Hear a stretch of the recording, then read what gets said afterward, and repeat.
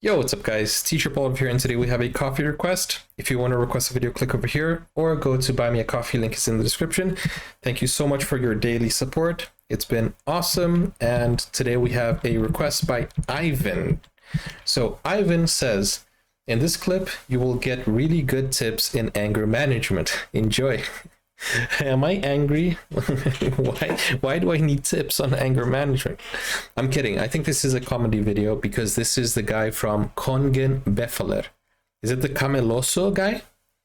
Well, let's take a look and hopefully you guys will enjoy my reaction to this anger management video. Hopefully if anybody who needs anger management is watching this, pay close attention because this is apparently a very good video for tips. I mange år levde underholdningsartisten Atle Antonsen et stressende liv, hvor både jobben og familien krevde sitt. I tillegg hadde Antonsen problemer med sitt voldsomme temperament. Dude is so angry. Bro, he broke it!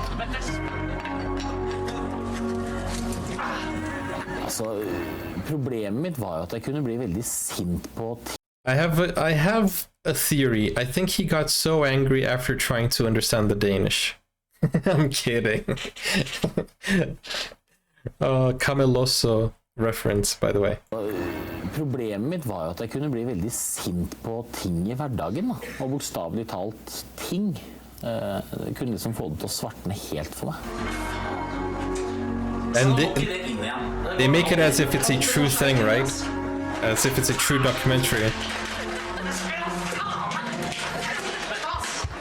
Og i 2002 sa det stopp for den populære artisten. Jeg fikk plutselig veldig store smerter i brystet, og legen sa til meg at hvis jeg ikke klarer å tøyle temperamentet mitt, så kan det være slutt før jeg er 40. Men det skal jo gå an å fôre denne måten. Det skal jo være plass til 3! Oh wow, bro. Honestly, I have been through these stressful moments. Atle Antonsen måtte ha hjelp til å takle sine voldsomme raseriutbrudd, og han lærte seg teknikker for å få kontroll over sitt eksplosive sinne. Here it comes. Det er jo egentlig ikke noe hokus pokus, altså. Det er bare at jeg må slutte å hisse meg opp over ting, og bare akseptere ting sånn som de er, rett og slett. That's it? Bare rive her, ja. Akkurat, ja. Det som er greia. Kan vi se om det. Nobody can open that. Jeg skulle bare sprute opp sånn, ja. Åja, det som var meningen. Ja, akkurat. That was the intention. Ja, det er greit. Jeg skal bare helle. Åja, det skal bare komme sånn, ja. Akkurat, ja, veldig greit, ja. Yeah, just be positive. Teknikken til Atle Antonsen går ut på å stenge sinnet inni seg. That's not healthy though.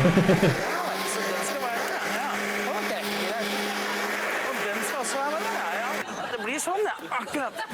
Ja, ja vel, ja, greit. Ja. Så dere var nå, ja. Ja vel, ja da. Det får være greit, da. Alle skal ha klippe gresset. I stedet for å bli sint på tingene, så lar jeg nå heller tingene få se hva som skjer hvis de får det som de vil. Just pretend that's what you meant to do, right? Prøver å arkivere tingene i plastmapper, da, så får det litt ryddig. Åja, akkurat så du vil ikke inn der, nei. Så du skal inn skjeit. Sånn, ja, akkurat. Ja. They thought of everything that is irritating. Og kanskje har disse teknikkene reddet livet til Atle Antonsen, selv om det hender at han får små tilbakefall. Jeg bare tar den, hvis det er greit, så vi kan bare stoppe.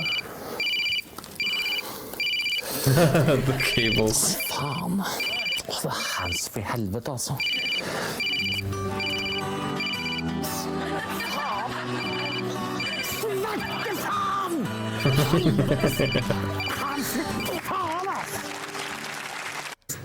Bro, this is funny because it's relatable. It's the type of the type of thing that they sat down and they thought, what are the most annoying things that you can think of? And then they put it in a list, and then yeah, basically they just made a list of things that were irritating, and they went and put it in a video. So it's very relatable. But guys, that was really fun. Thank you so much, Ivan, for sending me this video. And thank you so much for everyone who, you know, watched the reaction this far. And don't forget to like and subscribe for more videos. If you want to request a video just like Ivan did, and, you know, send me some of these bangers, these golden, old but gold videos, then just go over to Buy Me a Coffee. Link is in the description. Thank you so much for the request. And you can click over here or click over here for more videos on the playlist. Take care for now. Bye-bye.